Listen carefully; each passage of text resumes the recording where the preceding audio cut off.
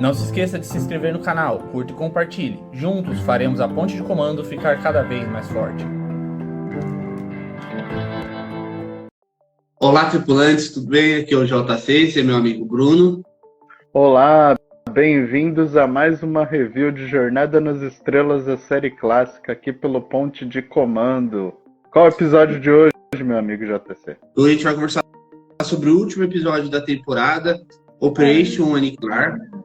Finalmente, depois de um ano, a gente alcançou o último episódio da temporada. Foi uma temporada bastante agradável, não foi uma temporada ruim, não foi a melhor de todas as temporadas de Jornadas. Não superou a terceira ainda da série clássica, mas foi uma temporada muito boa e muito divertida de fazer. Mas no final a gente conversa sobre isso. Mas antes de mais nada, não se esqueçam de se inscrever no canal, curta e compartilha.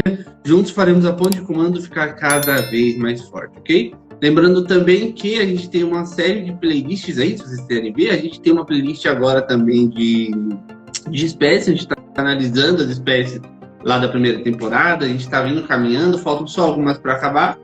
Só orientando que essa playlist ela não é substituto para os episódios, ok? Ando pensando muito nisso. Ela é só um complemento para o que a gente viu e para você conhecer um pouco mais da espécie. Mas ela não substitui os episódios. Nós só tocamos em pontos específicos de cada um.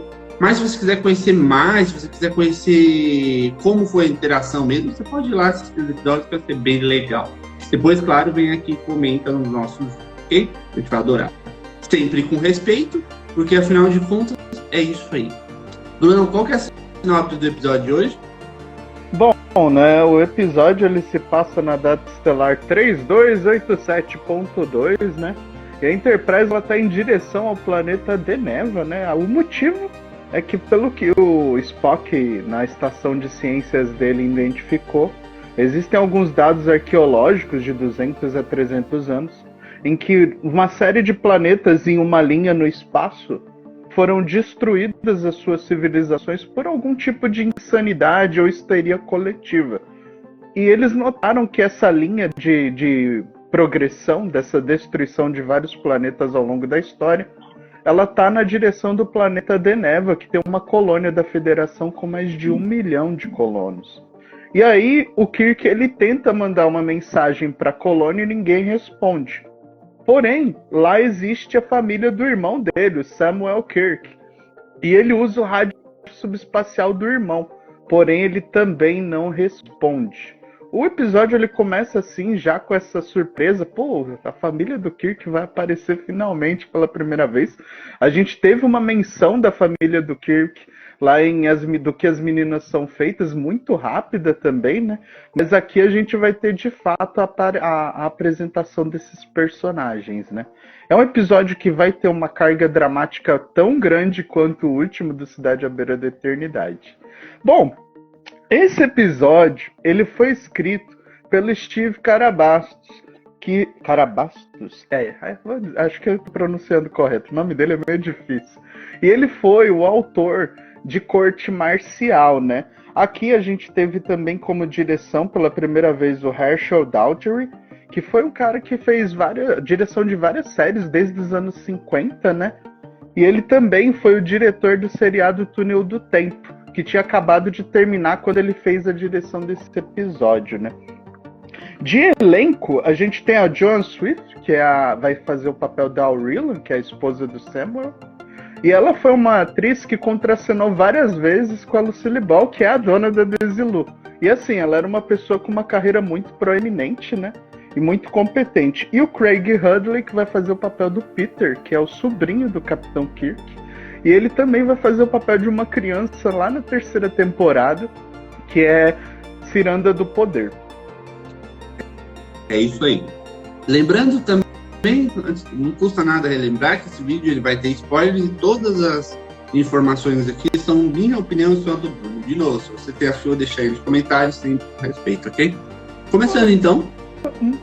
Espera aí, JC, uma curiosidade assim, eu não sabia, né? Porque como eu não vivi naquela época, né?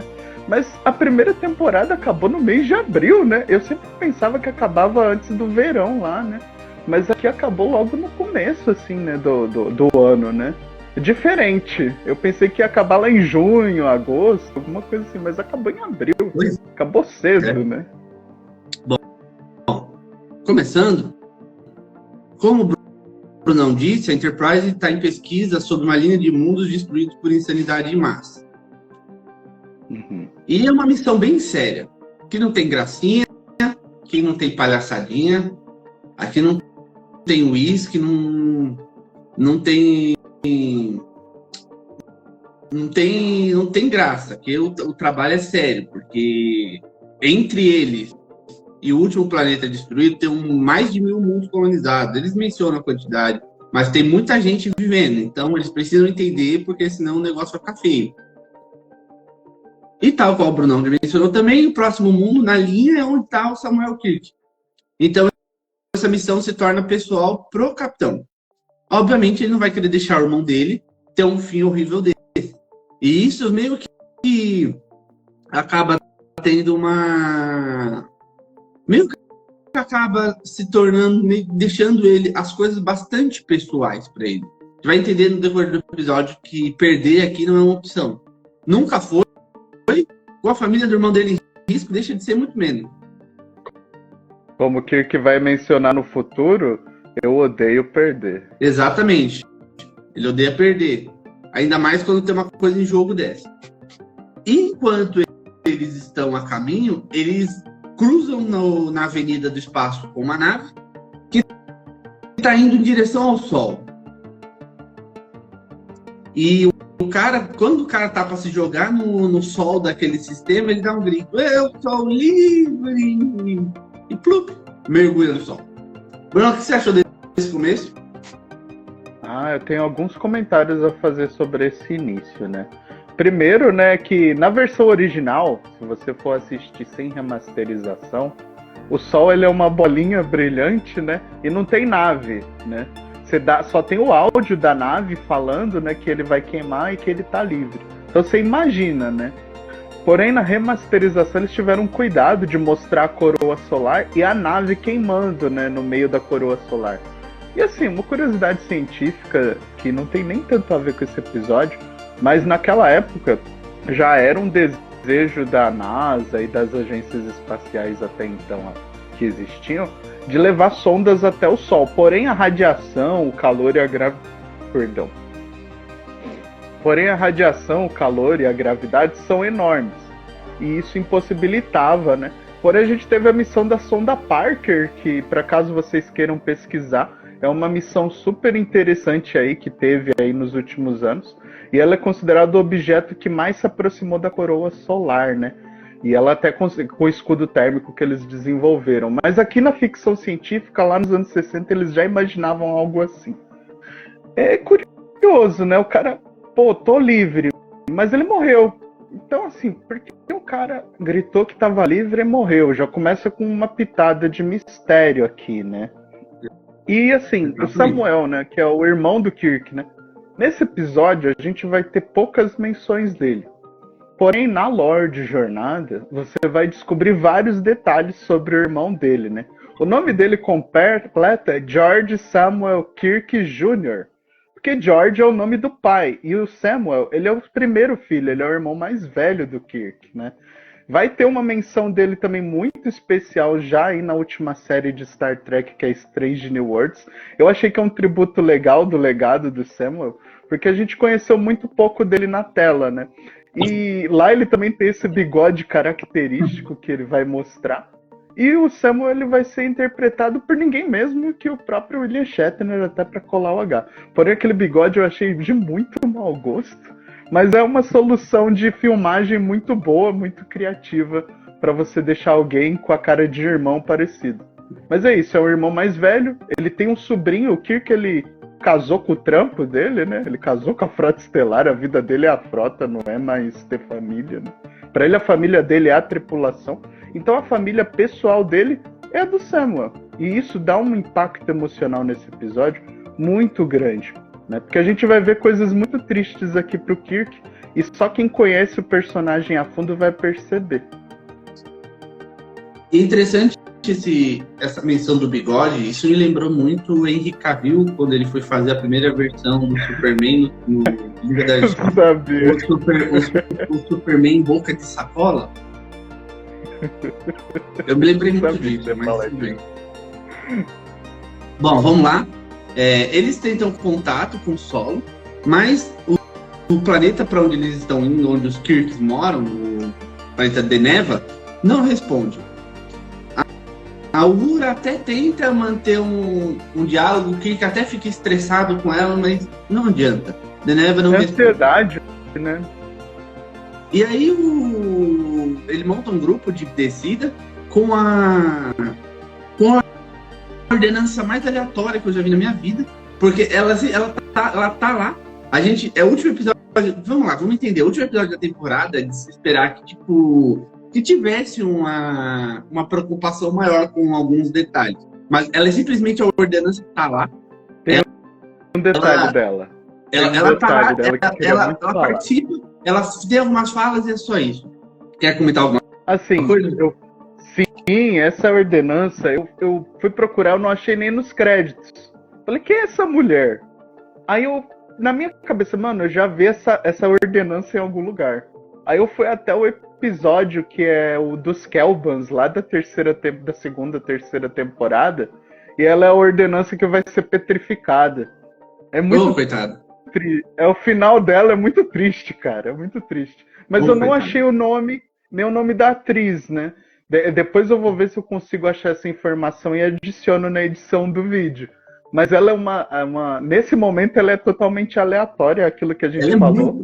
Que infelizmente as ordenanças que acompanham o grupo de desembarque são aleatórias porque não tem mais Janice Rand, né? Exatamente. Mas no começo era sempre a Janice, até na história original de Cidade à Beira da Eternidade era a Janice.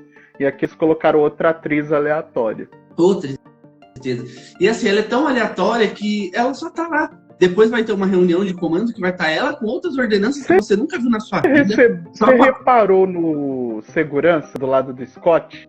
Eu vou deixar o frame da sala de transporte. O segurança é mais baixo que o Scott. Eu fiquei pensando, não tem limite de altura pro segurança do celular. É tudo baixinho. É todo. Ou o cara é velho, igual a gente viu em Miri, que o cara devia ter lá uma faixa dos seus 55 anos, velho. Velho não, né? Mas o cara já estiver na sua faixa dos seus 55 anos, ou o cara é baixinho. Nada contra o baixinho. Nada eu não contra, sou muito mas alto. Mas para segurança a gente tem exatamente de tamanho, né? Então... Exatamente. Mas enfim, dando a continuidade, bom, eles descem pro planeta.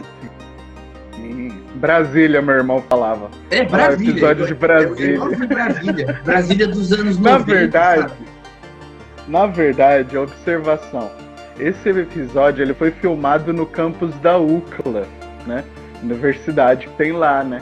E assim, é um jardim e prédios muito modernos, mesmo pra hoje em dia, né? Por isso que a galera brinca, meu irmão faz essa piada, sempre que a gente vê esse episódio, fala, lá o episódio de Brasília. Porque tem uma arquitetura muito moderna, é bonito. E é uma coisa muito interessante. Apesar de ser moderno, a gente tem que parar pra pensar o quão incrível é ser tão moderno assim no mundo distante da Federação.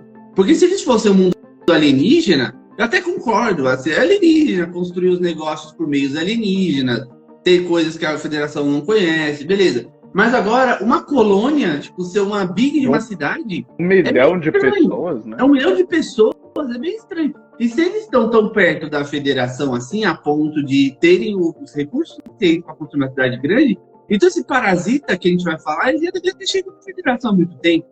Ou ele tá perto, ou ele tá longe. Acho que dá a entender pra mim que dá perto, porque ele atacou planetas no passado, né? Que é uma coisa de vários séculos que tá acontecendo. Essa é a impressão que eu tive, né? Que é uma doença espacial que tá levando muito tempo para ir de um planeta para o outro, né? O que não faz sentido. Bom, mas de qualquer forma, eles são atacados por um grupo de pessoas. Pessoas parece que mandam eles fugirem, mas os atacam mesmo assim. E o corpo faz obviamente não quer. Eu achei uma coisa bem triste, na verdade, esse ataque. E eles conseguem nocautear todo mundo assim, bem de boa, mas o problema é que já começa a ficar estabelecido que as coisas não estão tão certas. O Spock analisa o lugar e fala que todo mundo está no planeta, só que estão escondidos dentro de prédios. Eles só não apareceram. E eles vão eles vão procurar o Samuel Kirk, a família, e encontra a cunhada gritando dentro de um laboratório, com o Samuel Kirk morto e o moleque desacordado. Bem tenso até aqui, mas eu gostei do começo. Foi um começo bem legal. O que você achou, Bruno? Assim, eu comentei lá no grupo do Telegram. Para você que não conhece o nosso grupo, a gente tem uma comunidade no Telegram que a gente usa como chat principalmente para trocar ideias e curiosidades que não ficam aqui no YouTube. A gente deixa aqui no primeiro comentário fixado o acesso se vocês quiserem entrar lá. E lá eu coloquei uma pesquisa, assim, um ensaio que eu fiz, algo que eu quero uma hora colocar aqui no canal também, que é referente às matte paintings, ou seja, as pinturas foscas. Em Jornada, principalmente na primeira temporada, os cenários futurísticos eram pinturas foscas. Já aqui não, eles escolheram um cenário aberto, a luz do sol da manhã. Então assim, é uma filmagem que, do ponto de vista fotográfico, é a melhor que tem. Eu acho que eles escolheram o melhor pro final. Pra mim, esse episódio, visualmente, ele é o mais crível mesmo. Parece mesmo uma coisa futurista, uma coisa da Federação, né? Então combina tudo. Mas assim, esse toque de mistério quanto aos colonos, ele deixa a coisa mais confusa ainda. E quando o Kirk ele encontra a cunhada dele gritando, a gente chega na cena mais dramática desse episódio, que é o corpo do Samuel morto, né? E assim, o Kirk ele olha pro Sam e, cara, Shatner ali, acho que ele deu o melhor que ele podia. Pra mim, todo o episódio eu senti que o Shatner ele tá entregando o drama do cara que perdeu mesmo, porque o cara tá com o luto do pai, né? No personagem tem o luto da Edith e agora vai ter o luto da cunhada e do irmão. Então assim, eu acho que o Shatner ele entregou um bom trabalho aqui nesse episódio, não só o Shatner. O Spock também aqui, o Leonard Nimoy vai entregar aqui uma carga aqui dramática muito boa e o McCoy no final da história. Então assim, pra mim aqui todo mundo fez um excelente trabalho. E nesse começo principalmente. Bom, dando continuidade, como a gente disse, o Kirk irmão está morto, a cunhada está incapacitado, Em choque, o sobrinho né? está desmaiado, e eles transportam a cunhada para a nave, para a Enterprise, e lá ela tem uma conversa bem triste assim com o Kirk sobre o que está acontecendo no planeta, e ela explica para ele entre dores que uma nave de carga trouxe uma espécie de parasita ou um monstro e ele acaba dominando o corpo deles.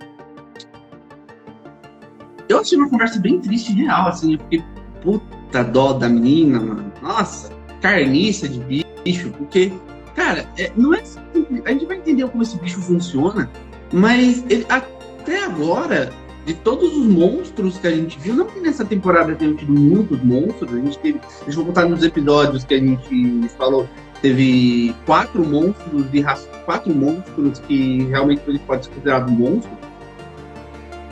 Mas eu fiquei com a dó, mano. Eu fiquei, caralho, que tristeza, bicho desgraçado, velho. Esse foi vilão mesmo, tá ligado? Mas tudo bem, vamos. Não só de um mundo, foi de vários, né? De vários. Então tá acontecendo com todos os lugares, mas a gente vai entender o que é que tá acontecendo. O Kirk, então, ele avisa o Spock, ó, toma cuidado, parece uma espécie de monstro aí que tá dominando o corpo e a mente das pessoas. E aí o Spock e o grupo de desembarque vão encontrar os omeletes voadores. Os omeletes que são esses bichos. Que são, na verdade, o omelete voador é piadinha, né? Mas são esses parasitas voadores. Vamos falar então um pouco dos parasitas voadores, porque a coisa mais tosca deles é o fato de que eles voam como se fosse uma pipa. Eles vão planando igual um esquilo, né? Na verdade, eles fazem barulho, eles soltam meio que um assobio. Um zumbido, né? É muito alienígena. Eu gostei disso. Pra mim, isso é ficção científica de qualidade. Independente de quem prefira um monstro gigante derrubando prédio, nada contra, não é isso. Mas pra mim essas ideias fora da caixa, fora do tradicional, eu acho muito bom. Até por uma questão de produção. É uma história muito bem contada, porque assim, o monstro, você olha pra ele e você pensa que ele é um prato de comida. Ele destrói, controla todo mundo, né? Por um poder mental, uma coisa meio telepática. E ele não morre. A gente vai ver que esse bicho é quase que indestrutível, né? Mas isso a gente vai chegar. Mas eu achei que a escolha do alienígena, do parasita aí no caso, ela é muito boa, é de um bom tom. Então assim, Carabastos acertou na ideia. Eu gostei. Exatamente. Muito. E eu também gostei, longe de ter um humano fantasiado, que é sempre bom de assistir uma pessoa fantasiada, eu achei isso aqui uma opção boa pro episódio. Eu acho que tá mais legal assim do que se ele tivesse feito tipo alguma coisa mais espalhafatosa. Eu achei bem legal. É porque assim, jornada, JC, ela sempre mostra quem tá no outro mundo com a cara dos humanos. Nesse episódio, é os humanos enfrentando o alienígena que não se parece com nada do que eles encontraram. Não parece nem com um bicho mamífero, nada do tipo. Não tem nem pata, nem cabeça. É super diferente. Então é isso que eu acho legal. Exatamente. E neste caso, eles tentam retornar, eles encontram um monte desses bichos pendurados por aí e, conseguindo a recomendação do capitão, eles tentam voltar para a nave. Só que quando eles viram as costas, um deles vai e ferrou o Spock. Aí começa o drama do episódio de verdade. Se o drama não tivesse começado ainda, aqui no ato 2 ele vai começar agora mesmo, porque várias coisas estão acontecendo ao mesmo tempo. Eu acho interessante que uma personagem que a gente quase não fala, mas que aparece quase todo episódio, é a enfermeira Chapel. E apesar de a enfermeira Chapel não estar tipo, na ação, de frente para ação, ela ainda demonstra um mínimo de participação e empatia com algumas coisas, principalmente relacionadas ao Spock.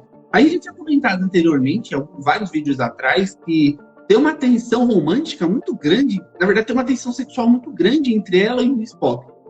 E tem até um episódio, que é o episódio da Vulcana, lá que o Spock vai entrar em conflito, que pra mim é um episódio muito engraçado. Que é um episódio que é comédia pura, que eu queria muito falar dele, mas ele ainda tá longe. Mas semana que vem mais gente... não, é na terceira ou na segunda? Eu acho que é no começo da terceira. Mas assim, parando um pouco para analisar esse episódio em si, ele é muito engraçado, porque ele tem de tudo. Ele tem de tudo. Aconteceram coisas ali que vocês nem imaginam. Mas tenha paciência que a gente vai chegar lá. Eu tenho certeza que eu vou... A história da Chapel ainda tem muita água pra rolar. Tem muita água, exatamente. Mas o que é interessante aqui da Chapel é que ela demonstra o mínimo de empatia com o Spock, porque afinal de contas, fica meio óbvio, eu acho, para todo mundo que assiste os episódios recorrentes com a gente, que ela tá meio que apaixonadinha. Lá do que as meninas são feitas, ela perdeu o marido dela pra insanidade e pros robôs. Então, ela tá sozinha, até onde a gente vê, ela está sozinha desde então. Mas sempre que o tema é Spock, ela parece que ela tá meio abalada. E aqui, quando o McCoy tá tentando tirar o ferrão que o parasita voador colocou dentro do Spock, ela meio que ela fica um pouco chocada, porque o McCoy não quer insistir nisso. Mas, nossa, mas tem tantos deles, o senhor já vai desistir? Eles estão no meio de uma cirurgia. E o McCoy fala, olha, não vou fazer mais nada. Se você quiser me ajudar, beleza, senão chama alguém que ajude. O que você achou da atitude da Chapel? Eu gostei. Eu achei que eles pegaram bem, achei que eles foram bem legais com dar esse ataque pra ela. Nessa hora, eu acho que é o seguinte, tem situações, principalmente numa questão de uma cirurgia médica, né, de complexidade igual a dele ali. Quem é o cirurgião-chefe é o McCoy. O que ele disser tá na responsa dele. Então, assim, nessas horas você pode ter empatia, tudo, mas você tem que seguir o trabalho, o procedimento. E assim, a Chapel, ela é uma pessoa que ela demonstra ter muito carinho e muito amor pelo trabalho dela. Eu quero deixar aqui também o meu louvor e o meu aplauso a todas as enfermeiras que dão o seu sangue, seu suor todos os dias para amenizar a dor das pessoas, né? E não só os médicos, mas as enfermeiras têm um papel fundamental. E eu acho que a Chapel, ela representa isso, né? Que é uma pessoa que está lá, não está preocupada só em realizar procedimentos, mas em fazer a pessoa se sentir melhor. Independente de ser um vulcano, né? O Spock nunca vai agradecer, nunca vai dizer muito obrigado. Nossa, que legal, ele nunca vai dizer isso. Mas a Chapel, ela tenta dar o melhor dela até com o mais difícil, que é o Spock. O Spock, eu acho que ele é o paciente mais difícil que a Chapel tem que lidar. Até por conta dessa carga emocional, né? Mas uma coisa tá certa. Olha, se você não tem capacidade de ser objetiva aqui, chama alguém que tem. E aí ela ficou quieta, não? Brunão. Mas aqui, Brunão, eu vou partir do princípio de que... Mas ele não sabe o que fazer. Vai ficar mexendo, cara. Não vou nem partir do princípio de objetividade. Eu vou partir do princípio de que a Chapel, ela obviamente está apaixonada, né? Sim, normal.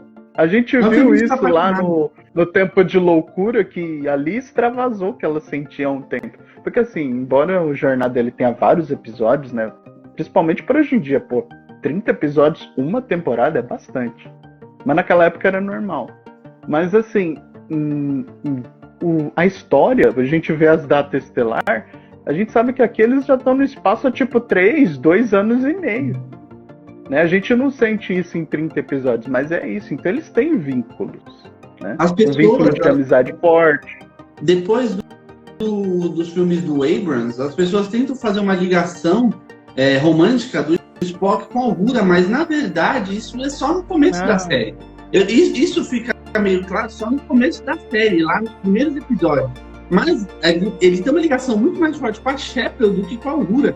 Isso só nem Sim, a gente vê isso no Strange New Worlds também, né? Embora seja num tom estranho, mas Isso eu não tô nem falando de Strange New Worlds, porque ele já tá muito na frente. Eu tô falando na frente clássica mesmo. Os caras tiveram cuidado de colocar a Chapel como um possível par romântico logo no final da primeira temporada. E isso vai se arrastar pra terceira.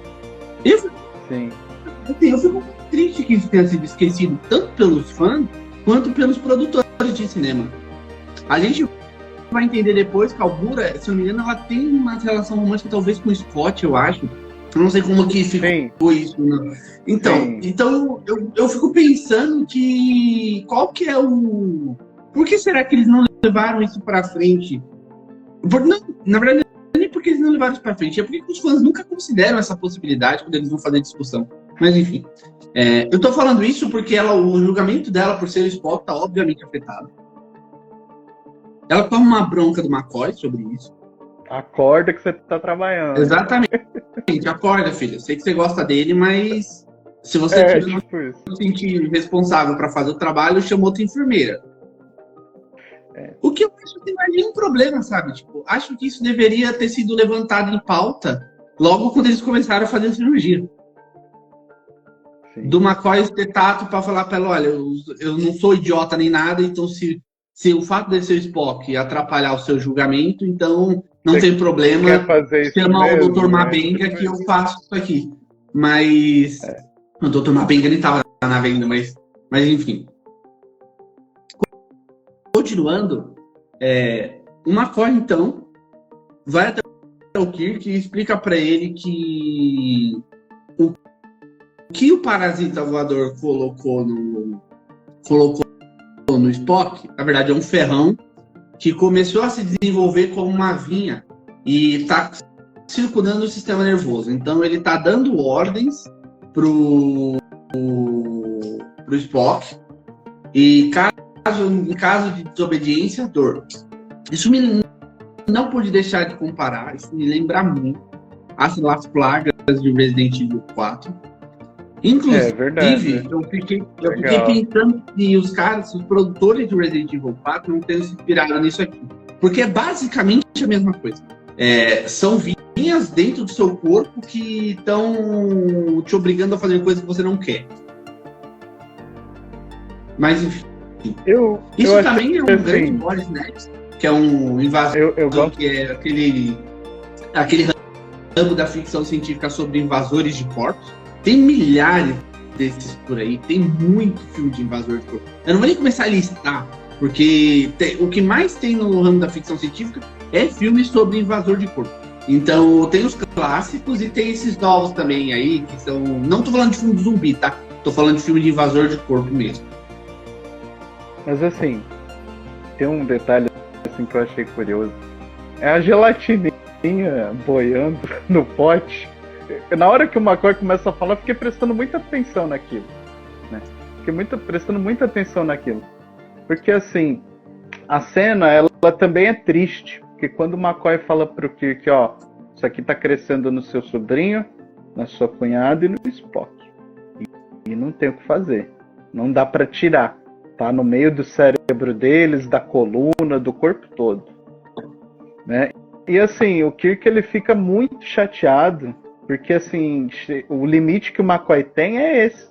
Entendeu? O limite que o McCoy tem é esse. E aí ele fala, e ninguém tem uma ideia, ele fala, ó, todo mundo do laboratório tá perplexo, tá surpreso. Eles não sabem o que fazer ainda. Né? E aqui nessa segunda parte do episódio, a gente vai ver que começa a entrar um pouco do desespero, porque o irmão morreu, a cunhada tá na beira da morte, o sobrinho tá na beira da morte, e agora o melhor amigo, que é quase um irmão pro Kirk, que é o Spock, também, né? Também. Então assim, ele tá perdendo todo mundo, o Kirk ele tá perdendo todo mundo. Quem ele se apaixonou ele perde, quem ele gosta ele perde, a família ele perde. Então assim, o episódio com carga dramática, porque eu acho que isso faz o personagem crescer muito. Se você pegar o Kirk lá As Mulheres de Mudge para o Kirk do Operação Aniquilar, nossa, é bem diferente. Totalmente não é outro personagem. diferente. E assim, tem uma carga aqui que o Kirk vai falar na sala de reunião, um pouco depois dessas cenas, que o problema é que eles têm uma panda e Mia, né, uma peste, né, uma praga que está se espalhando pelos mundos. E se eles tiverem naves, vai se espalhar muito mais rápido. Então o Kirk ele tem ordens do comando da frota para impedir que isso se espalhe. É quarentena. O mundo de Deneva está em quarentena. E se não der para impedir, a ordem dele é destruir Deneva. E isso daí é uma faceta desse episódio que me faz pensar, impossível não lembrar de 2020, a galera, todo mundo tendo que fazer um pouco de restrição social, né? E aqui todo mundo tá nessa. Só que ali é uma restrição de um planeta, o que é muito mais difícil, né? Tudo bem que a gente tá falando de uma situação de ficção, de tecnologia, a Enterprise tem capacidade de ver se entra ou sai qualquer nave do planeta, mas, pô, que droga, o cara... O juramento do capitão da frota é para proteger mundos, não para destruir mundos da federação. Então ele tá desesperado, quase desesperado mesmo, como capitão e como pessoa. Então é muita pressão no Kirk nesse episódio. Muita pressão. Exatamente. Bom, enquanto eles estão conversando, o Spock levanta e se manda. Ele vai pra ponte, a Chapel não consegue nem segurar o cara e ele sai ninguém fora. Segura o Spock. Ninguém segura o Spock. E aí ele chega na ponte e começa um quebra-pau, uma briga de bar em que todo mundo tenta pegar o Spock e ninguém consegue segurá-lo. Demora. Sim. E a única pessoa que resolve essa parada é a Chapel, porque ela chega com a injeção para acalmar o cara. Palmas pra Chapel, porque ela foi o MVP desse episódio. É o Kirk, real. O McCoy, o navegador, que não sei o nome. O Sulu, ele foi jogado. Meu, a cena ali não teve dublê. O Takei foi jogado da cadeira. Quando o Spock tenta tomar o leme da nave, o Takei ele sai rolando. Eu falei, mano, isso aqui deve ter doído pra caramba. Mas assim, 5 homens pra segurar um cara. E ele ainda tava levantando. O que eu achei interessante, porque assim, a gente não vê a força dos vulcanos, porque eles são muito contidos. Mas aqui dá pra notar. Não dá. Tanto que você falou do Amok Time, né? Que é o episódio lá do Ponfar. A luta do Kirk com o Spock vai gerar um debate. Porque aqui a gente vê que é totalmente desleal, né? 5 contra 1. E não dá. Mas ela conseguiu sedar ele, né? E aí o Kirk vai mandar pôr as amarras, né? com tristeza, pô, amarra o cara, volta ele lá pra enfermaria. E o Spock, ele acorda depois de um tempo, né? E aí ele pede desculpas, né? E ele fala, não, eu tô bem, eu consigo controlar. Mas é óbvio que ninguém vai acreditar nele, né? E aí vai ter a cena, depois disso, que é o problema de que o Spock, ele vai arrancar as talas, né? Que nem as talas de segurança segura ele com dor. E ele vai pra sala de transporte. E aí chegando lá, de novo, agora não é o Kyle, né? É outro chefe de transporte. E o Scott tá lá. E aí o Scott já fala, oxe, mas você não tava na enfermaria?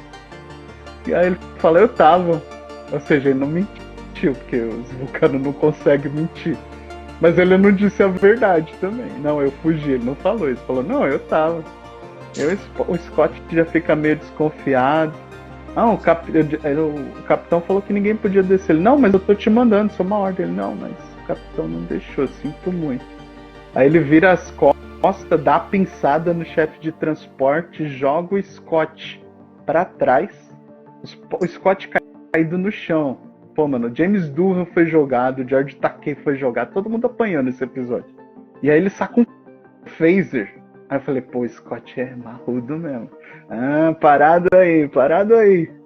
Cara, eu gostei dessa cena da luta do Scott contra o Spock. Porque assim, não é pessoal.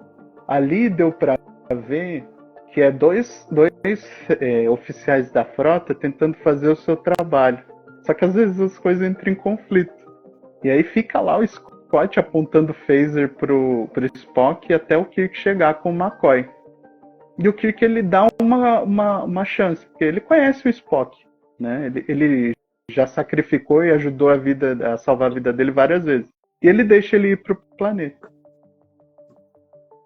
Bom, enquanto isso, depois de toda essa confusão, o Spock desce pro planeta, ele consegue convencer o Kirk de que ele é a melhor opção para lidar com esse bicho agora. Então ele desce pro planeta e consegue pegar um exemplar. Quando ele volta, ele faz uma análise minuciosa dessa coisa. O que dá a entender desse bicho é que, na verdade, ele não é um bicho separado. Ele é uma célula de uma coisa muito maior. E sendo uma célula de uma coisa muito maior, ele tem se expandido. E não pode deixar esse bicho chegar à Terra de jeito nenhum. Só que uma vez que você entende o que esse bicho é, você precisa começar a entender formas de matá-lo. Ou de pelo menos impedi-lo de se espalhar. E não é tão fácil.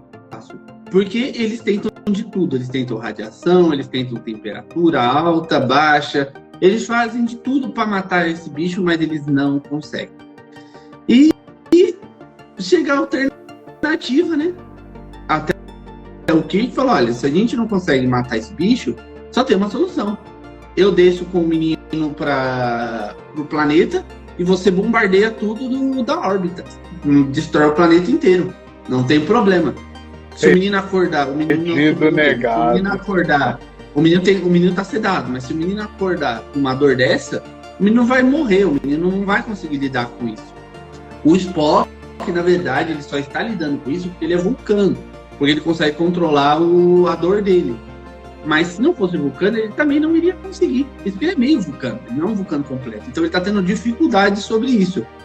De qualquer forma, existe um debate até um pouco longo nesse episódio sobre isso exatamente, sobre o que fazer em seguida. E o Kirk não aceita que ele vai ter que destruir o planeta e matar o Spock e a criança. O Kirk não aceita. Falou, olha, vocês são cientistas, vocês resolvam, vocês vejam o que dá para fazer. Essa hipótese de explodir tudo de órbita não vai acontecer.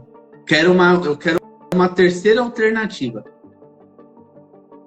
O que eu gostei aqui foi que a solução não veio nem do McCoy, nem do Spock, nem da Shepard. Veio do Kirk. E aí eu já entro naquela seara daquilo que a gente conversou sobre isso em alguns episódios atrás, de que às vezes precisa se lembrar ao público de que o Shatner é o herói, porque senão o público vai esquecer Então, a resolução de tudo isso vem através do próprio Kirk. Ah, beleza. O cara que a gente encontrou voa direto pro Sol. O que é que o Sol tem que pode ter matado? Temperatura, testamos. Radiação, testamos. E aí, e a luz? E a luz? A luz não faz nada, o McCoy falou. A luz não faz nada. Exatamente. Não pra gente, mas pra uma criatura alienígena que tá sempre na sombra, a gente não sabe. E aí eu fico um pouco assim, sabe? Tipo, porque parece que às vezes que a lógica de algumas situações são mudadas a favor do Kirk. Pro Kirk continuar sendo o herói. Beleza, o Kirk não pode cometer uma falha, ele não precisa saber o... Ele precisa, no final, ter a resolução. É igual no episódio do Lázaro. Não. Tá falando de protagonismo? É isso. Só que assim, um protagonismo que às vezes é um pouco forçado, sabe? Igual no episódio do Lázaro. Não mesmo que eu pego ele. Só que não tinha nenhuma razão pra ele tentar pegar o Lázaro sozinho. Aqui eu imagino... A gente vai ter esse problema de protagonismo até em Discovery. Né? Sim, mas aqui eu não sei. Não, mas Discovery é uma conversa completamente diferente. Sim, eu sei, é que eu não queria perder a piada. Discovery é de outro tempo. Mas assim, independente de ser o Kirk que enxerga que é a luz, que é uma alternativa. Vocês tentaram todo o espectro, né, da luz. E aí ele falou, então tenta, cria a câmera, testa, vamos ver, porque é a última chance. Porque se ele não tivesse essa oportunidade, ele ia ter que matar o sobrinho, o melhor amigo dele, né? E 1 milhão de pessoas. Assim, independente disso, eu acho que é bem verdade que tem algumas descobertas que elas são vistas às vezes por quem a gente não espera, né? Tem vezes que o avanço da ciência ela não é visto pelo especialista. Eu acho que é mais isso. Mas, claro, é notório que há um protagonismo proposital aqui. Mas assim, dá um boi pro Kirk. O cara tá perdendo todo mundo, cara. O cara tá perdendo todo mundo. Então, assim, é um alívio. É um pequeno alívio, né? Pensou diferente, né? E eu acho que não era só o Kirk, o Spock e o McCoy aqui nessa circunstância. Eu acho que os 400 tripulantes da Enterprise estavam tentando pensar numa ideia. E às vezes é muito difícil você que está acostumado a fazer uma coisa sempre, fazer algo diferente, pensar em algo diferente. E isso daí faz lembrar que às vezes a gente tem que ouvir opinião diferente das pessoas. Até de quem não é da nossa equipe. Porque quem está fora do processo tem uma visão diferente. E o Kirk, ele é o comandante da Enterprise. Ele é o capitão dela. Ele não está preocupado com a ciência, com a medicina, né? Não é esse o foco. Para isso que ele tem o Spock e o McCoy. Mas ele tem experiência, ele tem sagacidade. E isso são habilidades muito, muito válidas. Então, mesmo sendo um protagonismo, obviamente, eu acho que é válido a gente dar a descoberta da solução para alguém que a gente não espera que a tenha. Porque o normal é o contrário. Eu não consigo pensar... É que eu não consigo pensar num universo em que o Kirk consiga criar uma solução científica que o Spock não tenha pensado. Isso pra mim não faz... Isso pra mim não faz sentido, sabe? A gente já conversou que o Kirk não é cientista. Mas não é o problema, não é ele ter uma ideia fora da caixa. O Spock tá nerfado aqui, né? O problema não é o Kirk. O problema não é o Kirk ter uma ideia fora da caixa. Todo mundo pode ter uma ideia inovadora não sendo do seu ramo. Isso não é o problema. O problema é que a gente não é a primeira vez que a gente lida com esse tipo de artifício de roteiro para deixar o Shatner como a solução final de um episódio, sabe? É o Aí da manga, né? Que a gente estava falando anteriormente, no episódio do Lázaro, não tinha nenhuma razão para ele segurar o Lázaro. Nenhuma. Ele tinha uma equipe de gorila do lado dele, tipo, para poder segurar o cara. Não. Eu pego ele, sabe? No final de Miri também a gente tem a mesma coisa. O Shatner com um monte de criança, todo ferrado, correndo por um corredor como um herói de cinema, sabe? Eu entendo, antes de vir falar, eu entendo que é uma questão de época, mas a gente está aqui para discutir sobre elas, né? O que é o nosso campeão, JC? Então. O que é o nosso campeão? As coisas são como decidiram, não como a gente gostaria que elas fossem, né? Então, mas de qualquer forma, A gente tá na plateia gritando James Kirk, igual o Maximus em Gladiador, entendeu? Deus. Meu Deus. Mas, bom, vamos lá. Então eles partem para fazer o teste da luz.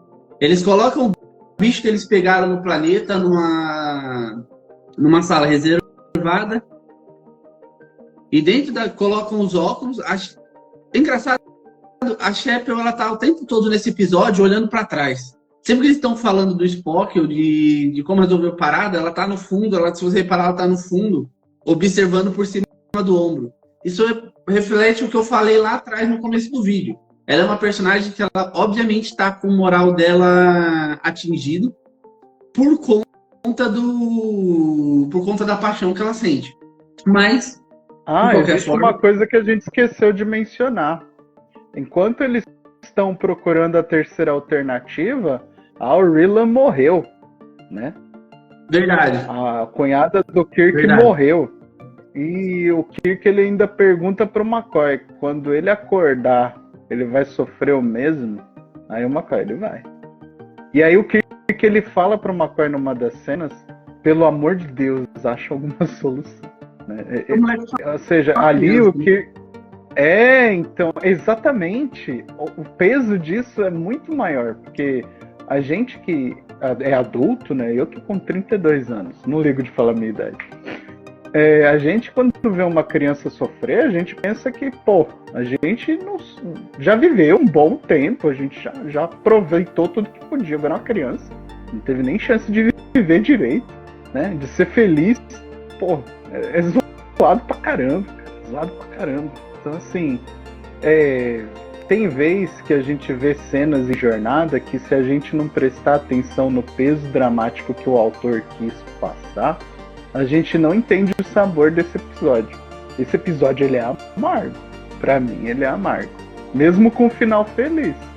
Ele é um episódio com muitos sabores amargos. Mas então, voltando pra cena da câmara de testes, eu achei legal porque o Kirk mesmo falou aqui que a Enterprise, ela é o que tem de mais avançado da Frota Estelar.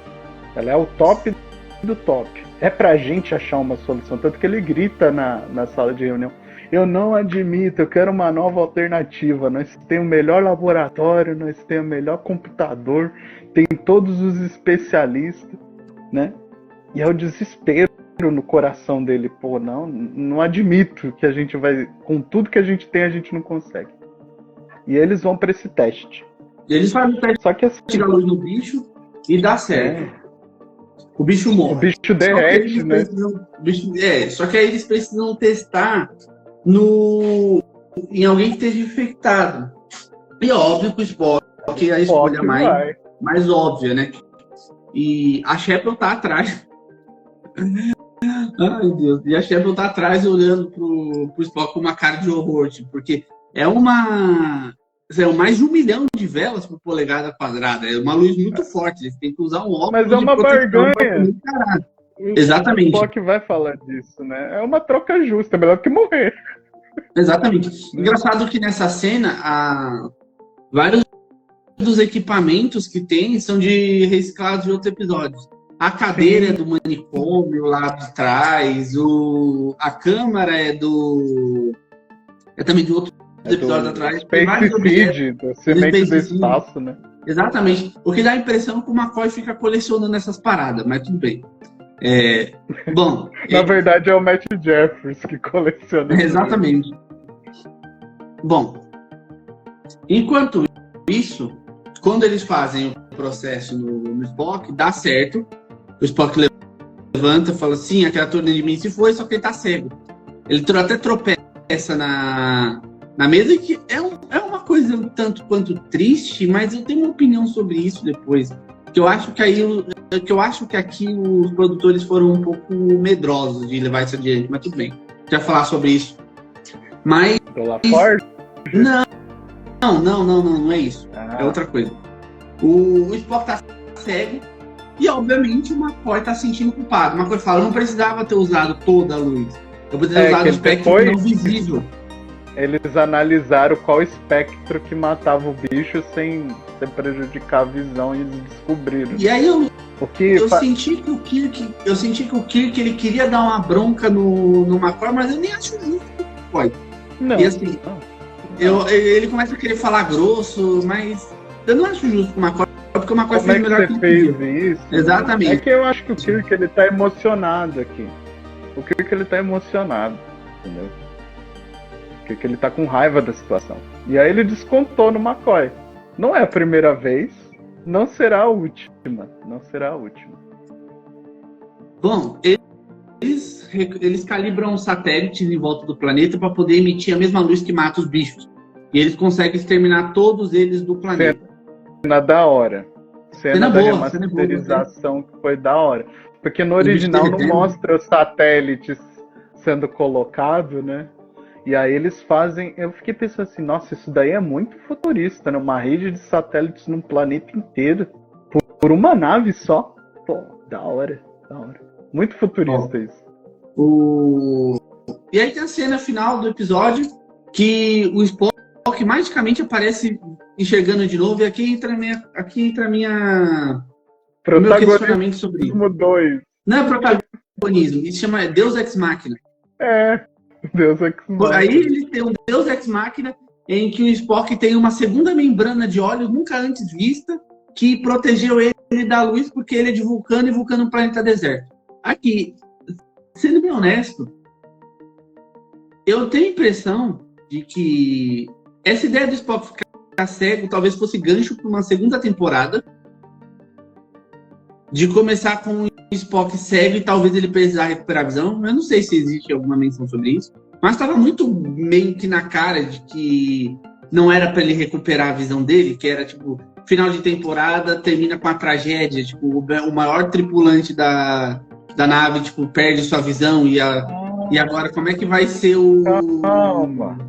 Como é que vai ser o... Calma. No cinema, a gente vai ter esse sabor. Nos filmes de jornada, a gente tem esse sabor. Só que é bem pior, né? Não é a cegueira. Sim, mas não é disso que eu tô falando. Eu tô falando sobre querer continuar. O filme é interessante, beleza. É uma coisa, mas eu tô falando da gente querer continuar a história da série com um drama. O que não aconteceu aqui. É o filme não é o estilo, eu não né? digo porque o filme for apresentar. Porque o filme ele é uma mídia à parte, ele é uma mídia diferente. Por mais que faça parte da mesma cronologia, o filme é uma mídia completamente diferente. A gente não pode falar de um filme da mesma forma como a gente fala do King Alive. Na série, e aqui eu entendi que eles queriam deixar... A história fecha, né? A história fecha, né? Sempre toda semana a história fechada. Deixar uma coisa para outra temporada é uma coisa que não era o estilo do que o Roddenberry queria, né? Então ele tinha que consertar o que ele achava, né? Eu acho que eles dão a visão de volta para Spock. Eu achei assim, pô, deu sorte, é uma cagada. Porque às vezes, assim, tem vezes que haverão situações que até na guerra, nas doenças, às vezes a gente precisa de um pouco de sorte. O Spock teve sorte. Porque fala lá da pálpebra dentro dos olhos que eles têm, achei aquilo interessante.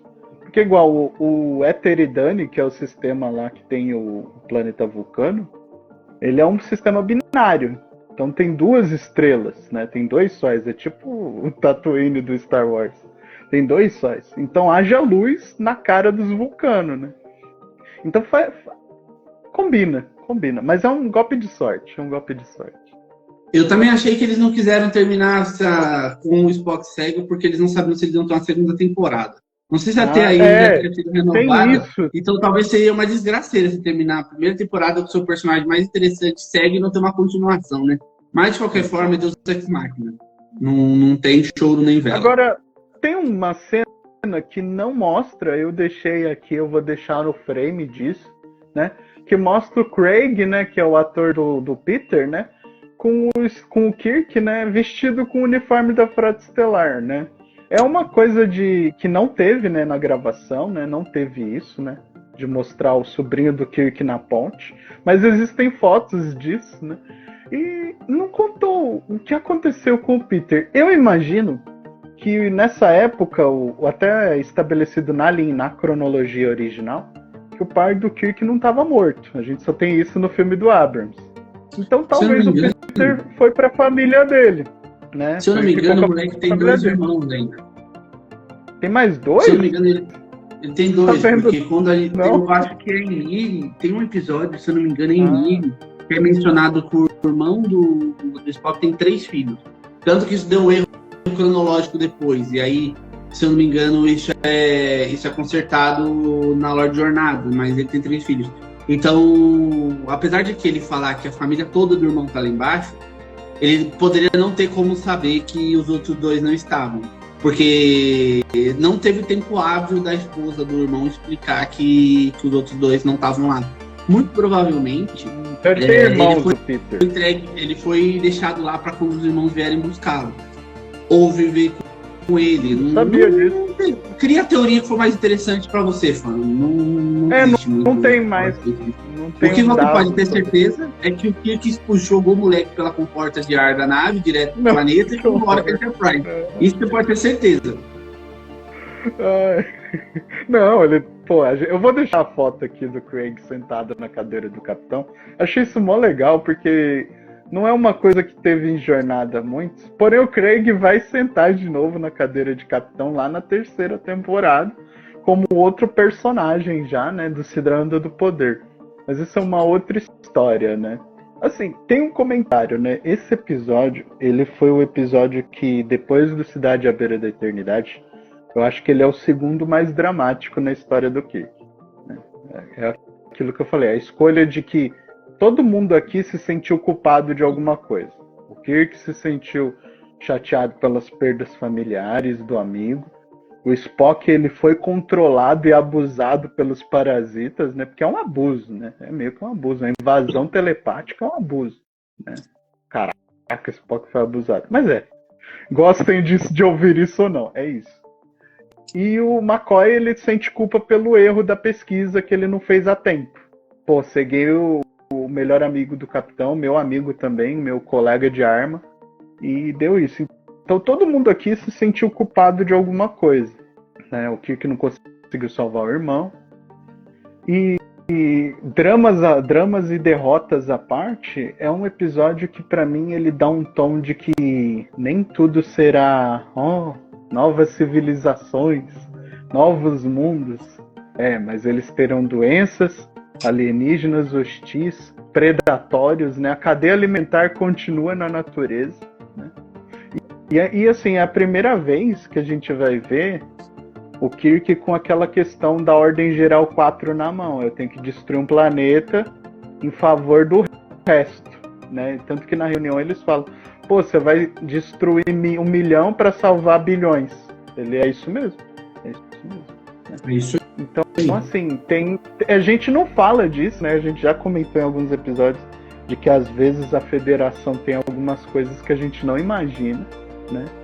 E essa é uma delas, na Ordem Geral 4 aí, para destruir um planeta se necessário.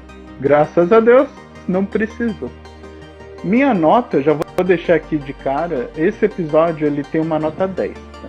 Porque o visual dele é excelente, o drama do Carabastos colocou é excelente, a entrega dos atores, todo mundo aqui fez o dever de casa, as cenas de luta são convincentes, não teve dublê, né? Sulu apanhou, Durham Scott apanhou, né? O Spock, ele é um cara controlado, totalmente crível, assim, quando ele tá sendo controlado pelas parasitas, né?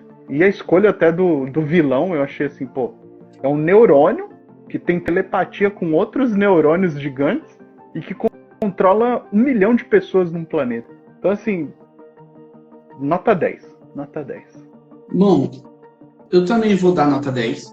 Achei o episódio muito bem construído. Apesar desse Deus Ex Machina que a gente mencionou no final, eu achei o episódio bem construído, isso não interfere em nada. É o ufa, Gostei aquele alívio final. Gostei do episódio em si, ele foi um episódio muito bom, ele finalizou bem a temporada. E depois de 1 ano, a gente finalmente terminou a primeira temporada de Jornada nas Estrelas, né? Bruno, como você se sente? Muito feliz de fazer essa jornada com todos vocês que nos assistem. A gente tem tido aí agora até a gravação desse vídeo A última vez que eu olhei, a gente estava com 143 inscritos, né? Esse início de 2025 tem sido uma onda de crescimento aqui no canal, tanto de inscritos quanto de visualizações, né? E eu tô super satisfeito com a presença de todos vocês que nos assistem. Eu não teria como não deixar o meu muito obrigado. E a gente espera estar sempre entregando um produto que agregue valor a essa experiência que vocês têm com a gente. É isso aí. Bom, sobre a minha avaliação da temporada em si, foi uma temporada mediana, ela não foi a melhor das temporadas, mas também não foi a temporada pior que existe. Eu acho a gente teve que a melhor é a próxima. Acho que a melhor pra mim é a terceira. Pra mim a terceira é a melhor. Mas, de qualquer forma, a gente teve episódios muito bons. E alguns ruins. Como esse. Mid também eu gostei, apesar de eu ter feito minhas críticas lá atrás. E a gente tem episódios muito ruins, como Mud's Woman, que foi assim, tenebroso. Que, nossa. O do Lázaro também foi tenebroso. O episódio nunca vai sair da minha mente. Mas o pior da temporada, pra mim. Cara, qual foi o pior episódio da temporada pra mim? Isso é uma boa questão. Qual foi o pior episódio da temporada pra você, Bruno? O do Lázaro? O Lázaro, embora tenha gente que goste, eu acho que ele é o de menor nível aqui, porque ele é muito confuso, ele é meio... Fator alternativo. O alternativo também, que pra mim o pior foi o fator alternativo.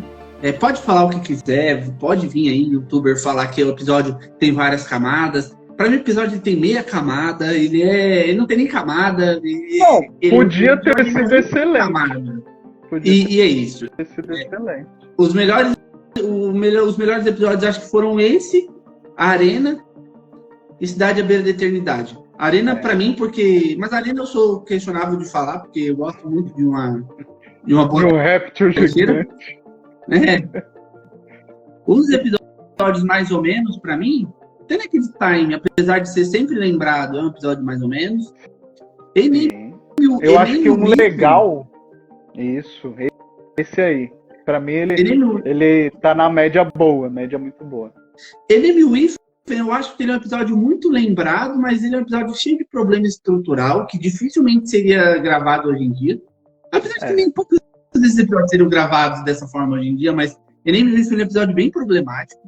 Mud's Woman, sem palavras para Mud's Woman, não tenho o que dizer. O terror é excelente também. Mud's Woman, todo mundo tá incompetente, todo mundo esqueceu como a nave funciona, todo mundo esqueceu o treinamento da frota.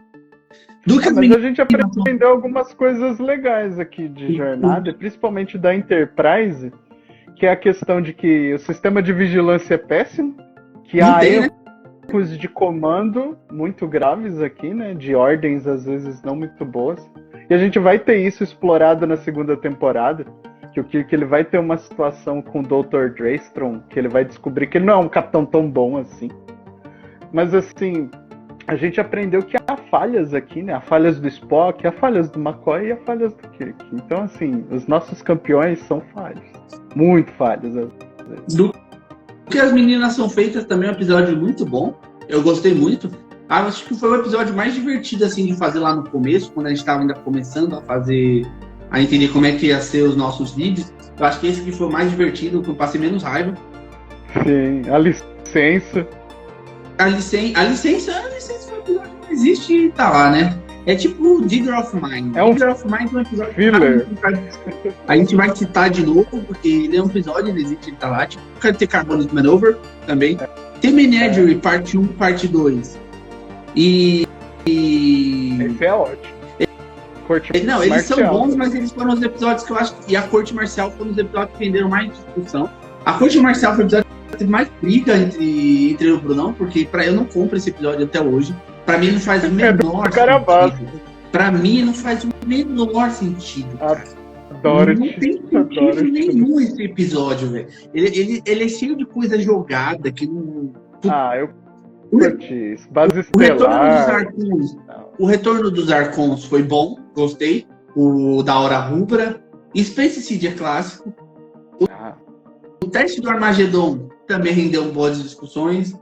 The Side of Paradise, eu achei ele bem água com açúcar. Achei bem... Um episódio bem... tá lá. Não tem muito o que falar sobre ele. Pô, e é isso. Os outros episódios, eles estão ali, eles existem. E acho que a gente falou sobre todos da temporada agora. Não tem... Decade, ele não tem como avaliar, porque ele é o primeiro episódio de Jornadas, praticamente. Tá uma construção. The Man Trap ganha ponto pra mim por causa do monstrão, do monstro do pântano. Charlie X, eu odeio o garoto, continuo não mudando de opinião, achei ele insuportável. Coitada da Randy. E cabeçudo. Aonde Nenhum Homem Jamais Esteve, eu acho que é o episódio mais esquecido da temporada, de todos, até atrás de Day of Mine. Ele é o episódio mais esquecido, assim. Tem uma menção sobre o Onde Nenhum Homem Jamais Esteve, que assim, embora a gente fale muito aqui de canon, no seriado do Star Trek Continuous, o Onde Nenhum Homem Jamais Esteve, ele teve a exploração de uma continuação dele no último episódio de Star Trek Continuous. Eu recomendo, tá no YouTube para quem queira assistir, né? E a história termina de um jeito muito bom, porque assim, ela liga o final da série clássica com o que seria depois o filme. Então assim, mesmo sendo fanfic, é uma fanfic muito bem construída. Recomendo. Se um dia vocês quiserem que eu faça uma análise aqui do Star Trek Continuous, deixa aí nos comentários. Bom, é isso. Falamos de todos os episódios. Brunão, despedida da primeira temporada, o que você tem a dizer sobre? Que a gente encontre novas histórias onde nenhum youtuber jamais esteve. É assim, tem poucos canais em português, né? Existem alguns aqui que inclusive eu gosto muito de assistir, que fazem esse trabalho, né? Porque a gente tem muito material de jornada dos Estados Unidos mesmo, ou da Alemanha também. Mas eu acho que um trabalho assim tão detalhista, eu acho que a gente está fazendo um diferencial aqui, agregando a essa experiência, né? Não só de jornada, também da ficção científica. Já deixo aqui uma notícia para vocês aí, que o próximo especial Fora da Ponte será sobre Jurassic Park, uma franquia aí que está em plena ascensão aí, né? Tem gente que gosta, tem gente que não gosta. Eu sou fã, o Jean adora, né? Adoro Jurassic Park, tem até dinossauro aí na coleção deles, como alguns já viram, né? E a gente logo vai estar lançando esse vídeo também. E a gente tem uma surpresa pro próximo vídeo de espécies, que não é uma espécie humanoide, mas aí vocês vão ter que esperar para ver, ok? Bom, eu agradeço a participação de vocês, agradeço a participação de todo mundo que ficou durante toda a temporada aqui com a gente. Um ano de canal, um ano de temporada, um ano de aventura. Espero que ano que vem a gente esteja terminando a segunda temporada de Jornadas também, ok? Curta, comenta, compartilha, segue a gente nas redes sociais. Juntos faremos a ponte de comando ficar cada vez mais forte, ok? Uma boa tarde, um bom dia, uma boa noite para vocês. E é isso. Caplar.